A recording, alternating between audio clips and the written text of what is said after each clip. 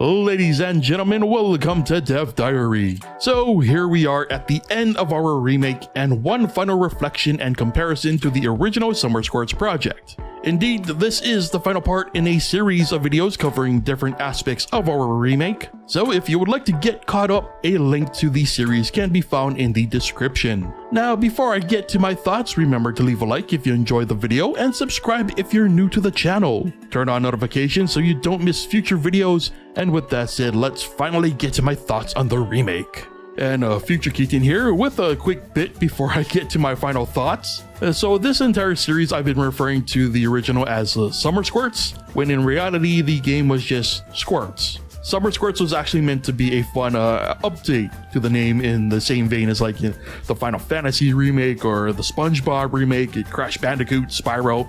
You know, somehow it became the originals in my mind and it stuck. Now normally such an oversight would be caught right away, but production on these videos was a bit different. And I didn't catch this mistake until literally editing this episode, so if there are any confusions, I hope that explains things. Anyway, back to my original thoughts. I think there were definite improvements, but there were also places that could have been done better. Now graphically, I don't think I could have done much better at, improving the originals outside of like introducing buffers maybe, which probably would have been overkill and kind of outside of scope. But surely I believe that a lot of the advancements in gamemaker's engine are to thank for how easy it was to make said improvements. The props such as trees being a major headache didn't have to be. Again, a buffer could have saved the need for having so many layers and draws for something so simple. The only thing stopping me from using a vertex buffer, for example, is due to the fact that, the trees had animation. And as far as I'm aware, you only want to use buffers for things that are,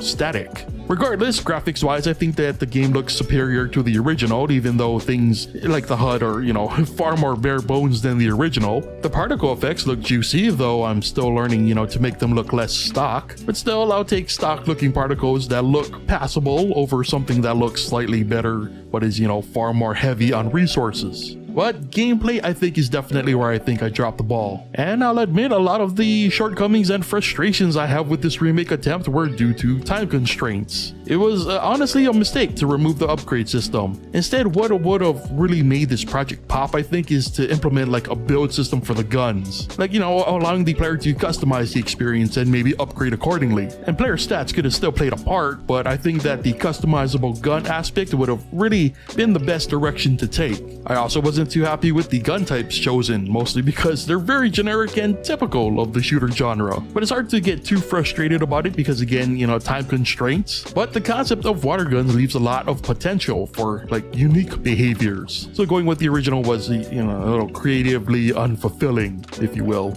The spray wall was fun though. It was great having to build particles that properly conveyed the range of the weapon's actual hurt box. And overall, while a lot of the issues I had with the original were addressed and improved on in this remake, those were mostly cosmetic. And while the original's gameplay definitely needed improvements, this one deserved an effort that wasn't so, time sensitive. Like there's surely some interesting ideas to be had and a lot of potential to be discovered, which is actually how I remember leaving the original project. And with more time spent polishing the effort, it could have been something more. And I kind of think that now with a lot of the optimization issues being resolved, maybe that potential can actually be in fact, discovered. But I don't know. What do you think? Do you think we should give it another look without the over restrictive time constraints, or much like Summer itself, is it better to appreciate the experience we've had and move on? Let me know your thoughts in the comments. Now, if you would like to play some other games previously featured on the channel or